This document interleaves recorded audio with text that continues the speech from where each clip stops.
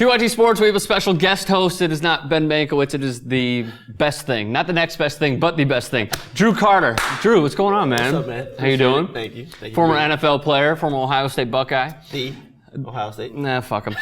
So we'll get into them in a little bit about like the best football fan bases, but I'm curious about your road. So you played at Ohio State. What was that like?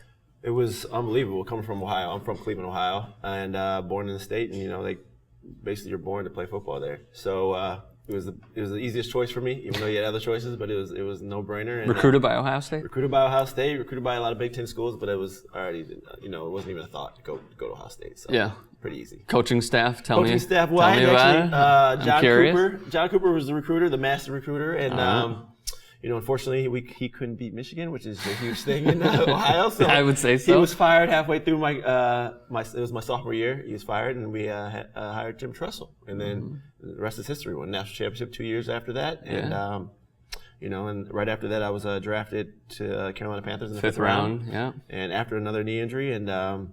Rookie year, correct? Rookie year, exactly, and played there for 4 years, and then was signed free agent in Oakland for another year, and then suffered another knee injury. So it's kind of like I had a good run. I had some good fun seasons and some down seasons. So okay, go back to Ohio State for a moment, and then we'll get to Carolina and Oakland.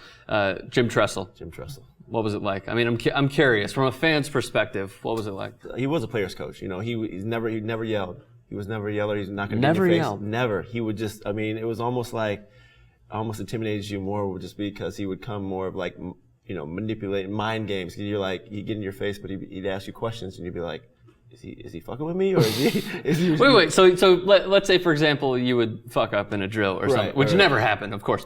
And well, I'm perfect. He would come up to you. What specifically would he say? Sometimes he's like, so what did you do there? And you'd be like, in your mind, you're like, did I mess up? Or did I not? And then I don't know if he's really, and sometimes he's just checking you to see if you're really, if you're going to tell a lie or going to see tell something that's not even true. He's like, you're actually really good there. And you're like, you're pointing out something that you don't even, he's like, did I read the quarterback signal right or something. So he's the type of guy, he's not going to yell at you. He's not going to like Bobby Knight, cuss you out in front of the whole team. But he's a great motivator. He's a great speaker. And, I owe a lot to him. So when everything happened with Terrell Pryor, what was your stance on that?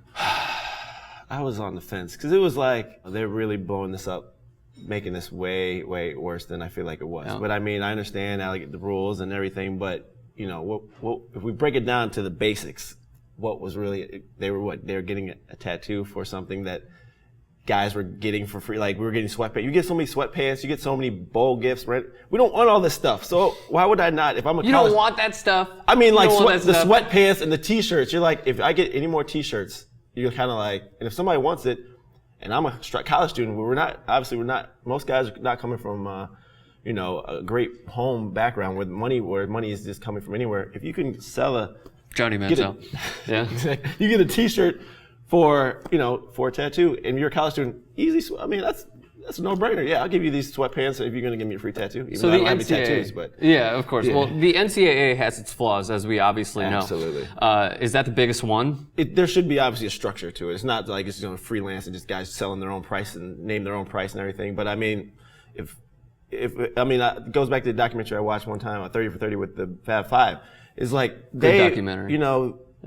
Nike or the college, everybody benefits off these players. And you mean to tell me, why is it so coincidental every season the starting quarterback or the Heisman hopeful, why is their number all in the college stores, and then all of a sudden like the number 5 is just like Reggie Bush. All of a sudden, coincidentally, but they're like, we're not profiting off them. I'm like, everybody knows who number 5 is. Like, don't think you're not making money off of this guy. Why don't you just put a 00 in the stores and then say, hey, okay, we're just gonna sell 00 jerseys. Right. You know what you're doing. Yeah. So Jay Billis, I'm not sure if you saw this, he absolutely owned the NCAA. Oh yeah. And he proved it on Twitter by saying, if you search Johnny Manziel, what comes up in NCAAshop.com? A Johnny Manziel jersey. If you go and search Reggie Bush, USC jersey, what comes up? A Reggie Bush jersey. So it's not like they're not associating themselves with these players individually. Right. Yeah. But there's needs to be a structure where it's got to be some sort of payment system for all Division I athletes. Like a stipend. Exactly. And and obviously the more your team or makes for that school, maybe you get a little bit more. You know what I'm saying? Even with stipends, I mean, who's to say that John Calipari would not bid on a guy like Brandon Knight, who's coming out of high school, and they're basically, how I view it, if the NCAA wanted to do stipends, it still wouldn't work. Then you open up the Pandora's box of arguments and saying, well, maybe we should make all high school kids free agents. No way, no how, because then you're bidding on guys. Yeah, it's just gonna get crazy. I mean, it'd be a lot of under the table stuff going on. Absolutely. Definitely. So that's kind of, there's gotta be rules and regulations. That's what you follow for, but it's tough. If I knew the answer, I would definitely tell the NCAA, but they got to figure something out. So we've got so far off topic, but this is a healthy and good discussion.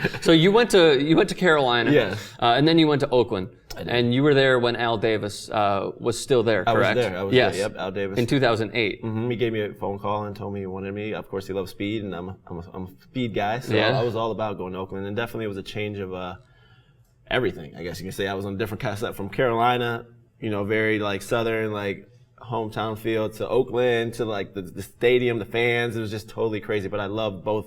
I love both, especially how the fans really, really are passionate about the Raiders. So I love that part. Are you covering your bases here and not saying that they're insane people? They are insane, but a good insane. Okay. The insanity is what makes them the best part about it. You know what I'm saying? So Carolina, the fans were kind of like, you like them, but they really didn't really. I mean, they would maybe get up and golf clap sometimes, and Raider fans, they're in your face. They're telling you what's. So that's what the type of stuff I like.